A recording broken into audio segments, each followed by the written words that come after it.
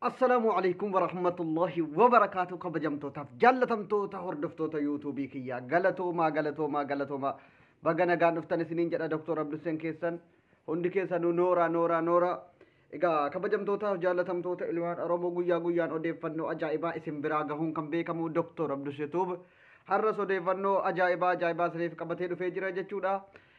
Tokkoffaa irratti waahii Ahmadiin Jabal faannoodhaaf qeerroo wal qabsiisee dubbate irratti dubbanna. Lammaffaa irratti waahii Asteer Badhaaneetii fi waahii Jawaar Mahammad irraa dubbanna. Odeeffannoo ho'aan nu qaqqabaa jira waan ajaa'ibaa irraa dubbanna jechuudha. Hundi keessanuu baga nagaan dhuftan Dr. Abduseen isin jaalata waan ta'eef hundi keessanuu maatii nuuf taa'amee gisee tokko otuu kara viidiyoo keenyaatti hin seenin maatii ta'a. Subscribe ka jettu tuqaatii. Like ka jettu tuqiitii nama biraan gahi sanaan booda kara dubbii keenya ijootti darbina jechuudha. Dr. Abdusee jechuun eenyu jechuudha jettanii gaafattanii yoo sarchi gootan googilii keessa Dr. Abdusee biyya Chaayinaatti waggaa 27 barate jettanii argachuu dandeessu. Qoosaa isinitti fakkaachuu danda'a. Doktora jechuun baratanii yookiin ittiin eebbifaman doktorinnaa fudhatan utuu hin taane hojjettee hojiidhaan argisiiftee kan itti fudhatus jira. Ana inni tokkoffaan. Hojiidhaan argisiisen doktorummaa uummanni Oromoo miiliyoonni 60 irratti walii galee naa kenne. Inaaftuu yoo jiraatte qilee seenta jechuudha. Abduseen doktoraa miti jettee falmita taanaan waji'an hanga yoonaa waggaa kana hunda hojjetaa ture hojjechuudhaaf lammaffaa harka aliibbaa jettee dhiqachuu si barbaachisa. Waggaa 5, 6, 7, 8 si dursine doktorummaa fudhanne jechuudha. Laayikiin gootu taanaan inaaftuudha waan taateef bayi kan laayikii gootu Oromoo kiyya ol seenii taa'i nooruu siin jennee jirra. Yoo laayikiin gootu ta'e akkati viidiyoo kana dhaggeeffattee inaaftee Abduseen kun maaliif doktorummaa isaa uummanni Oromoo jaallatee kenneef jedhaa jirtuun si keessatti arga. Hin goota laayikii shamarran dhiirri godhaa jirta si argaan jira galatoomi warri laayik goote. Egaa dubbii keenyatti darbuun dura ho'isuu qabna. Mana ho'isnee kaanee dubbii calawu goona. Akkuma dhufneen isin maraachuurra akkasin bum jettanii bum jechi jedhu istaayilii Dr. Abdusee TikTok irratti ammatti fayyadamaa jiru. Warri TikTokii kiyya hin qabne Dr. Abdusee Oromoo 84 jettanii fooloo 26 sanaa ol kan qabu bum laayik gootu. Warri immoo gama TikTokiitti dhufaa jirtan mana kana ho'isaa laayikiidhaan namaaf sheer gochuudhaan Dr. Abdusee keessan akkuma TikTokii irratti beektan akkuma Feesbuukii Abdusee Sarbiyaa jedhuun beektan asirrattis bum jecheedhu ho'ifadha. Ho'isaa. Egaa kabajamtootaaf jaallatamtoota ilmaan Oromoodha. Tawarreen haal jette Asteer Badhaaneedha intalli gantuun Asteer Badhaanee kan jettan Finfinnee tawarreen haal jette. Gudi koonu. Tawarreen haal katamaa xalle hulluu katamaan warrootaan kaafteeriyaa biti gabaa kaafteeriyaa yoo seente kan siif ajajamu afaan Oromootiin nuti afaan keenyaan itti tashamaa qaqqnee jirra. Maaloodha kan jedhu gizeew yenyaanu yeroon keenya.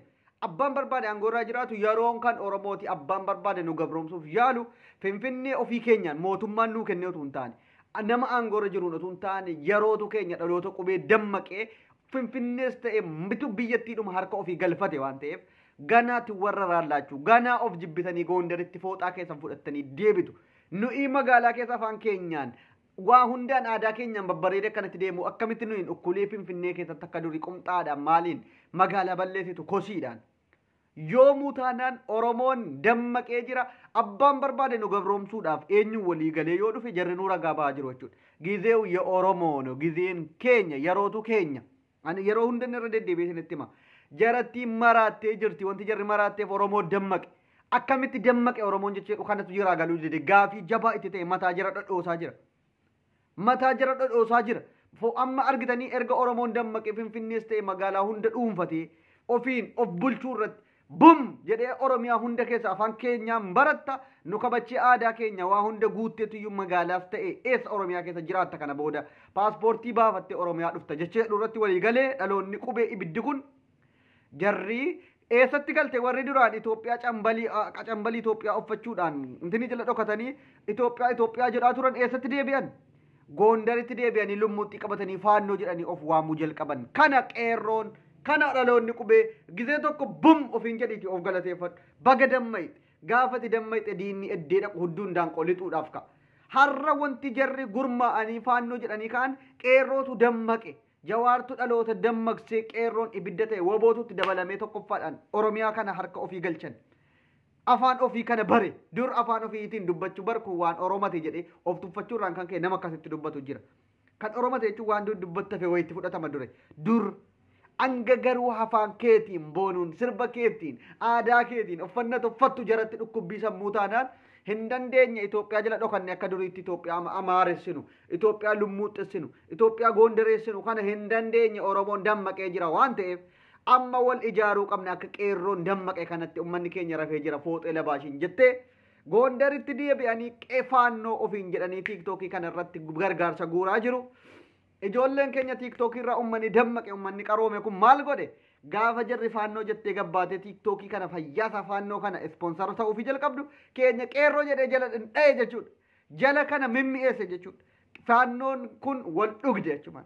Ajandaa guddaa uume Oromoon hin danda'amu. Gaafa jarri siin dhufte asiin kottee jalaadha.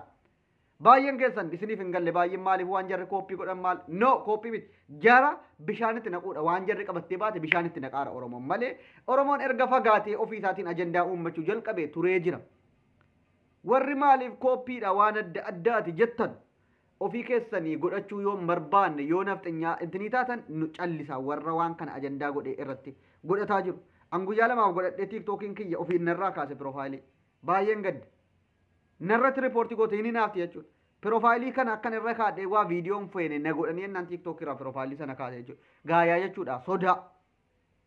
Egaa amma wanti irratti dubbachuu barbaadu Ahmadiin Jabalis ajandaa kana fudhatee gabbahee jennaan baay'een keessan koomintii jalatti akkamitti faannoo hattuu hoola hattuu fi qamadii hattuu qeerroo abbaa biyya bilisa baase walitti intineet jechuudhaan koomintiin baay'een Ahmadiin Jabal koomiin irratti dhiyaataa jira. Koomintii ajaa'ibaa sana keessaa kan obsaa Abdii Ahmadiin Jabaliif barreesse yoo dhayxanii argitaniitu ta'e qeerroon afaan Oromooti kan inni ittiin beekamu. Faannoon Amaariffaan erga ta'e nuufis warri ergaa wal bira qabdee erga dabarsu ta'e Oromoodhaafis qeerroodhaafis afaan Oromootiin dabarsi jechuudha. Deebii sirriidha akka kootitti gaaffii sirrii gaafate.